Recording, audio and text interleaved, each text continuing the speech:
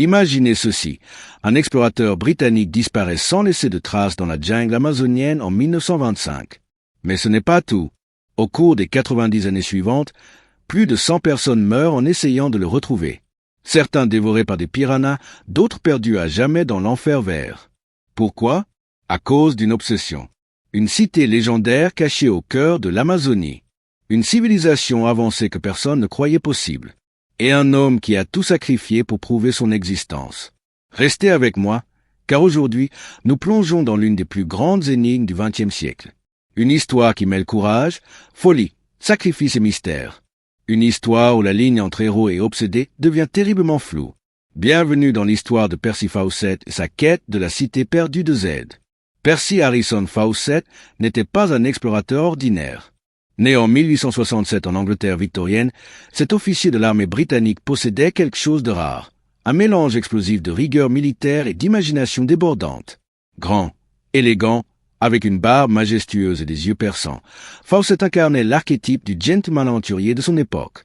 Mais contrairement à beaucoup de ses contemporains qui exploraient pour la gloire ou la richesse, Fawcett poursuivait quelque chose de plus profond. Il croyait fermement que sous la canopée impénétrable de la forêt amazonienne se cachait une civilisation ancienne, sophistiquée et oubliée. En 1906, la Royal Geographical Society l'envoie en Amérique du Sud pour cartographier les frontières entre le Brésil, la Bolivie et le Pérou. C'est lors de ces expéditions que Fawcett découvre des indices troublants, des tessons de poterie ancienne, des formations géologiques étranges, des récits indigènes parlant de cités fabuleuses. L'Europe de cette époque ne pouvait concevoir que les sauvages d'Amazonie aient pu construire des civilisations complexes. Le racisme scientifique régnait. On croyait que seuls les Européens et certaines cultures asiatiques étaient capables de sophistication architecturale et sociale. Fawcett, malgré certains préjugés de son temps, voyait plus loin. Il respectait les peuples indigènes et apprenait d'eux. Il notait leurs histoires, leurs légendes, leurs connaissances de la jungle. Et progressivement, une vision prenait forme dans son esprit. Z, une cité perdue qu'il situait quelque part dans la région du Mato Grosso, au Brésil. Entre 1906 et 1925, Fawcett effectue cette expédition majeure en Amazonie. Chacune est un test de survie extrême. La jungle amazonienne n'est pas une carte postale exotique. C'est un enfer vivant. Imaginez, une chaleur étouffante dépassant régulièrement 40 degrés Celsius, une humidité à 95%, des nuées d'insectes qui vous dévorent vivants. Les moustiques porteurs de malaria, les mouches qui pondent leurs œufs sous votre peau, les fourmis dont la morsure provoque une douleur comparable à une balle.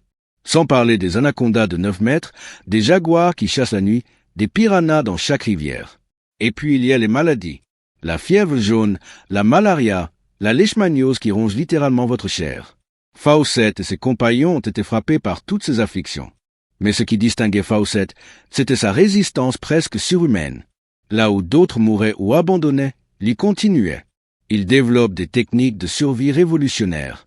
Contrairement aux autres explorateurs qui voyageaient avec d'énormes caravanes de porteurs, Fawcett préfère les équipes réduites, mobiles, vivant de la terre. Il apprend à manger ce que mange la jungle, à naviguer sans boussole quand l'équipement se détériore dans l'humidité. Mais surtout, il accumule les preuves. Des fragments de céramique sophistiqués, des traces de routes anciennes, des monticules artificiels suggérant des structures enfouies, des rapports de conquistadors du XVIe siècle décrivant des cités dorées. Un document en particulier captive Fawcett, le manuscrit 512, conservé à la Bibliothèque nationale de Rio de Janeiro. Ce texte du XVIIIe siècle décrit la découverte d'une cité en ruine avec des inscriptions mystérieuses, des statues et une architecture monumentale. Pour Fawcett, c'est la preuve que Z existe. À mesure que les années passent, la quête de Z devient plus qu'une mission scientifique pour Fawcett. C'est une obsession totale, consumante. Il y pense constamment. Il néglige sa famille pour financer de nouvelles expéditions. Sa femme Nina le soutient, mais leurs enfants grandissent pratiquement sans père. Fawcett écrit des centaines de lettres et d'articles pour lever des fonds. Il donne des conférences à travers l'Europe. Il devient célèbre, mais aussi controversé. Beaucoup le considèrent comme un rêveur, un fou. La communauté scientifique est divisée. Certains admirent son courage, d'autres se moquent de ses théories. Mais Fawcett ne faiblit pas. Il croit avoir identifié l'emplacement précis de Z. Il la situe quelque part dans une région appelée Ing, au Brésil central. Une zone si reculée, si dangereuse, que même les cartographes laissent des espaces blancs sur les cartes. Il développe des théories de plus en plus élaborées. Z ne serait pas qu'une seule cité, mais le vestige d'une civilisation étendue, peut-être liée à l'Atlantide légendaire. Il parle de technologies perdues, de connaissances astronomiques avancées. Certains historiens suggèrent que Fawcett était influencé par les courants mystiques et théosophiques populaires à son époque. Il avait des contacts avec des sociétés ésotériques. Ses carnets contiennent des passages cryptiques sur des énergies mystérieuses et des dimensions spirituelles.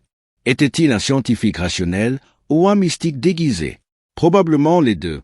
Comme beaucoup de grands explorateurs, Fawcett vivait à la frontière entre la science et le mythe.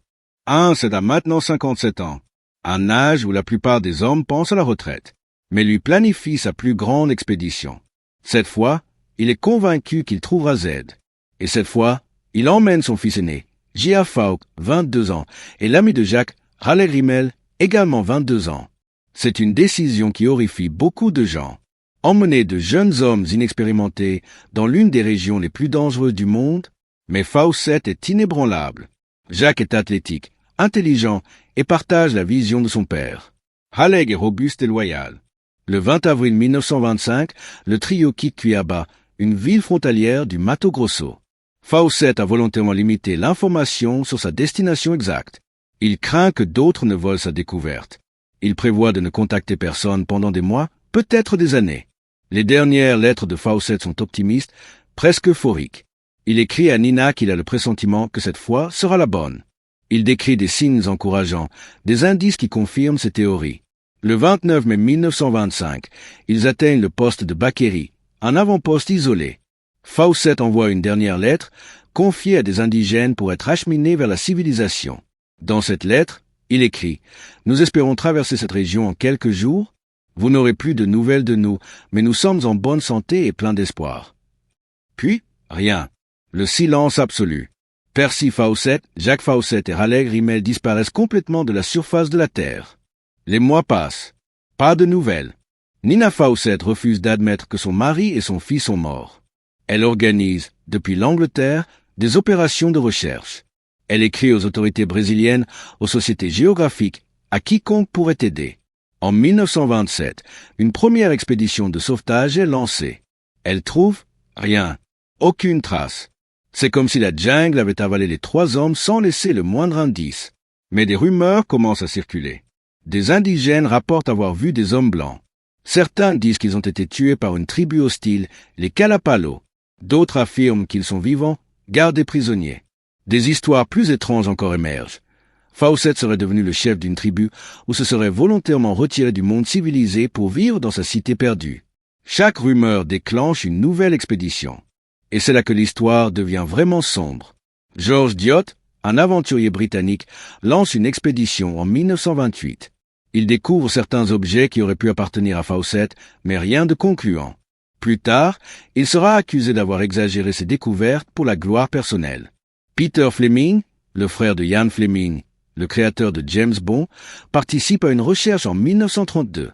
Il revient bredouille mais écrit un livre captivant sur l'expérience. Entre 1925 et 2005, plus de 100 personnes meurent en cherchant Fawcett ou en suivant ses traces. Certains se perdent, d'autres sont tués par des animaux sauvages ou des maladies. Quelques-uns sont assassinés par des tribus protégeant leur territoire. La malédiction de Fawcett, comme on commence à l'appeler, prend une dimension mythique. Au fil des décennies, des dizaines de théories émergent sur le sort de Fawcett. Théorie 1. Tué par les Kalapalo, la version la plus acceptée initialement.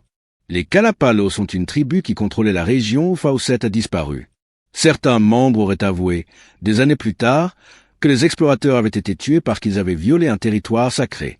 En 1951, un chef Kalapalo remet des ossements à Orlando Villabois, un célèbre défenseur des indigènes brésiliens, affirmant que ce sont les restes de Fawcett. Mais les tests ADN, des décennies plus tard, montreront que ces os appartiennent à un indigène, pas à un Européen. Théorie 2. Mort naturelle, la jungle est impitoyable. Maladie, morsure de serpent, noyade, accident, des milliers de façons de mourir. Peut-être ont-ils simplement succombé aux dangers naturels et leurs corps ont été dévorés par les éléments en quelques jours. Théorie 3. Devenus des dieux blancs, certains rapports suggèrent que Fawcett et ses compagnons auraient été adoptés par une tribu isolée, peut-être considérés comme des êtres spéciaux. Plusieurs explorateurs prétendent avoir vu des indigènes ou très européens dans des régions reculées, descendants possibles de l'expédition. Théorie 4. Suicide rituel, une hypothèse plus sombre suggère que Fawcett, réalisant qu'il ne trouverait jamais aide, aurait choisi de disparaître volontairement, préférant devenir une légende plutôt que d'admettre l'échec. Théorie 5. Ils ont trouvé Z la plus romantique des théories. Fawcett aurait effectivement découvert sa cité perdue et aurait choisi de ne jamais revenir, vivant ses dernières années au milieu de ruines fabuleuses. Avançons rapidement jusqu'en 2005. David Grann, journaliste au New Yorker, tombe sur l'histoire de Fawcett. Intrigué, il commence à enquêter. Ce qui devait être un simple article devient une obsession de plusieurs années. Grann plonge dans les archives. Il visite la Royal Geographical Society à Londres, examine les carnets personnels de Fawcett, lit des centaines de lettres. Il découvre un homme beaucoup plus complexe que la légende ne le suggère. Brillant mais têtu, visionnaire mais parfois aveugle à la réalité, courageux mais peut-être imprudent. Puis Grann fait quelque chose que peu de chercheurs avant lui ont osé. Il décide de suivre les traces de Fawcett. En 2005, il se rend en Amazonie, dans la région du Ing, accompagné de guides locaux. Ce qu'il découvre est stupéfiant. La science moderne, utilisant la technologie LIDAR, Light Detection and Ranging, révèle quelque chose d'extraordinaire sur la canopée amazonienne. Des structures géométriques massives, des routes anciennes, des preuves de modification du paysage à grande échelle, des géoglyphes, des motifs géants visibles seulement du ciel. Fawcett avait raison. Pas exactement comme il l'imaginait. Il n'y avait pas de cité pavée d'or avec des temples étincelants. Mais il y avait bien eu une civilisation complexe. Les archéologues modernes estiment que, avant l'arrivée des Européens, l'Amazonie abritait peut-être 20 millions de personnes vivant dans des sociétés organisées.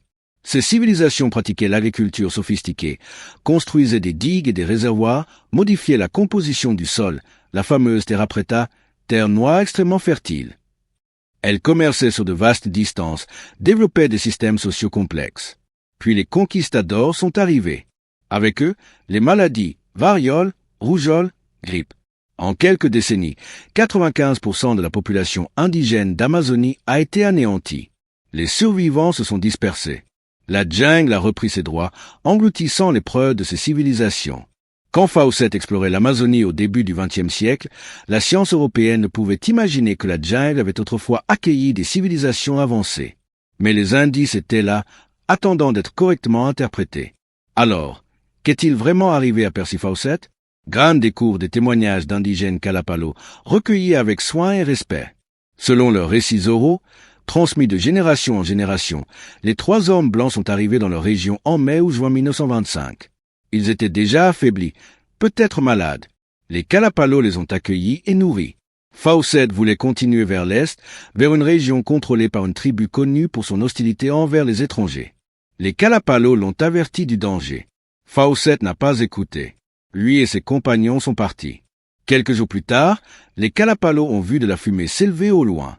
Ils croient que les 3 hommes ont été tués par cette tribu hostile, probablement en représailles pour des violences commises par d'autres étrangers dans le passé. Leurs corps n'ont jamais été récupérés. La jungle les a consumés. C'est une fin banale pour une histoire extraordinaire. Pas de mystère surnaturel. Pas de cité cachée servant de dernière demeure. Juste 3 hommes qui sont allés trop loin, qui ont sous-estimé les dangers, qui ont payé le prix ultime de l'obsession. Mais l'histoire de Fawcett ne se termine pas avec sa mort. Son héritage est complexe et multiforme. D'un côté, il a inspiré des générations d'explorateurs, d'archéologues, d'aventuriers. Sans Fawcett, beaucoup de recherches modernes en Amazonie n'auraient peut-être jamais été entreprises. Sa conviction que des civilisations complexes avaient existé dans la jungle a finalement été validée.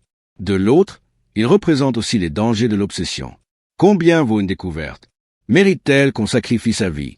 Celle de son fils, celle des dizaines de personnes mortes en essayant de retrouver sa trace? Nina Fawcett a vécu jusqu'en 1954, refusant jusqu'à son dernier souffle d'admettre que son mari était mort. Elle a passé 29 ans à espérer, à chercher, à croire. C'est tragique et admirable à la fois. Le fils cadet de Fawcett, Brian, a passé une grande partie de sa vie à enquêter sur la disparition de son père et de son frère. Il n'a jamais trouvé de réponse satisfaisante. Le livre de David Grann, The Lost City of Z, publié en 2009, a ravivé l'intérêt pour cette histoire. Il a été adapté en film en 2016, avec Charlie Hunnam dans le rôle de Fawcett.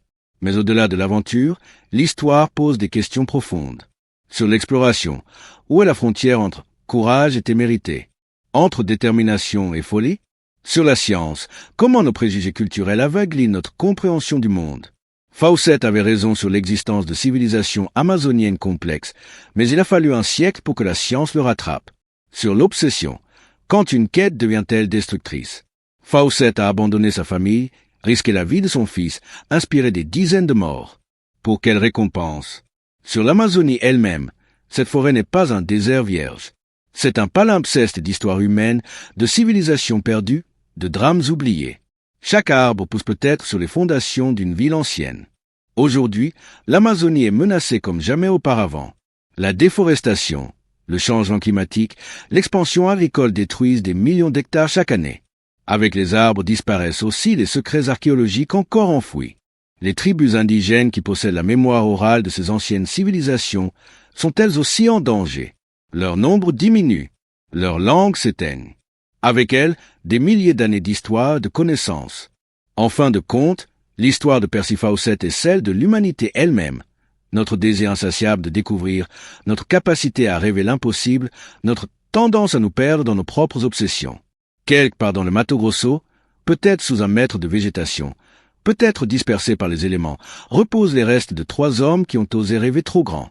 Et quelque part aussi, sous cette même jungle impénétrable, se cachent encore les vestiges de civilisation que nous commençons à peine à comprendre. Des villes englouties, des technologies oubliées, des histoires jamais racontées. Fawcett cherchait Z, sa cité perdue. Il ne l'a jamais trouvée, pas de la façon dont il l'imaginait. Mais en cherchant, il a ouvert la voie à des découvertes qui continuent aujourd'hui. Peut-être que la véritable cité perdue de Z n'était pas un lieu physique, mais une métaphore, la connaissance perdue de qui nous étions, de ce que nous avons accompli, de la complexité des sociétés humaines à travers l'histoire. Et cette quête-là continue. Voici ma question pour vous, chers auditeurs. Si vous aviez la possibilité de découvrir une vérité historique majeure, mais que cette découverte vous coûterait tout votre confort, votre famille, peut-être même votre vie, le feriez-vous? Ou tracez-vous la ligne entre passion et obsession? Partagez vos réflexions dans les commentaires. Et si cette histoire vous a fasciné autant que moi, n'oubliez pas de vous abonner à la chaîne. Nous explorons chaque semaine des mystères historiques, des énigmes non résolues, des aventures extraordinaires. Abonnez-vous, activez la cloche de notification et rejoignez notre communauté de passionnés d'histoire et de mystères. La prochaine fois, nous plongerons dans une autre histoire fascinante qui défie l'imagination. Jusqu'à la prochaine aventure, restez curieux, restez critiques et n'arrêtez jamais d'explorer. À bientôt.